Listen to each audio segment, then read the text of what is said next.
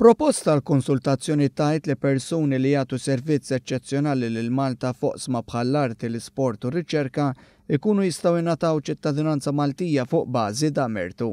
Din il-proposta issa tinsab għal konsultazzjoni pubblika li kienet imnedija mill-Ministru għall-Ġustizzja, Kultura u Gvern Lokali Owen Bonnici u s-Segretarju Parlamentari għar-Riċerka, Innovazzjoni u Sport Chris Saġus. Din l-inizjattiva ta' ċittadinanza għal mertu qed ngħidu illi persuni ta' talent straordinarju fl-isports, fix-xjenza, fir-riċerka, fil-kultura u l-arti ikunu jistgħu jidħlu u jiffurmaw parti minn dan il-pajjiż bħala ċittadini. Is-Segretarju Parlamentari Chris Saġus qal li dak li jipproponu fil-White Paper huwa xi ħaġa li pajjiżi oħra ilhom jagħmluha, filwaqt li ta' eżempji varji mill-qasam sportiv, dixxiplini diversi u mill-qasam tar-riċerka, bħal Mauro Camoranesi bidel in-nazzjonalità tiegħu biex ikun jista' jilgħab mat-tim internazzjonali Taljan. Hemm ukoll Alexander Bell, magħruf primarjament tal-invezzjoni tat-telefon, li wkoll biddel in-nazzjonalità tiegħu minn Skoċċiża għal dik Kanadiża.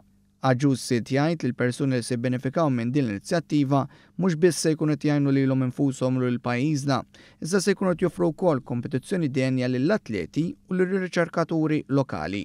Jekk inħarsu f'sar fil-passat fil-qasam tal-isports hemm ħafna atleti li l-ewwel kienu jikkompetu ma' pajjiż u mbagħad kien hemm pajjiż ieħor offrilhom iċ-ċittadinanza u qalbu din iċ-ċittadinanza. Il-Ministru Owen Bonnici qal kif ġiet ippreżentata din il-liġi tagħmel din is-sistema bħala waħda effiċjenti iżda tagħti każ ukoll is-sigurtà ta' pajjiżna.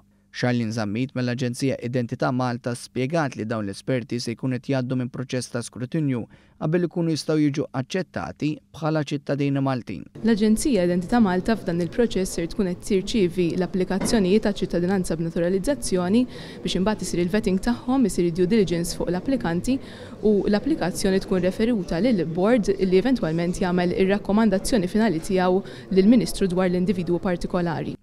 Kemm il-darba tkun implementata, din l-inizjattiva tkun ħolqa oħra minn katina li tpoġġina ras imbras ma' pajjiżi li huma ħafna ikbar minn gżira tagħna. Biex hekk filwaqt li ħaddiema Maltin ikollhom l-opportunità li jaħdmu u jitalmu minn esperti internazzjonali, pajjiżna jibqa' jkun frekwentament fix-xena internazzjonali.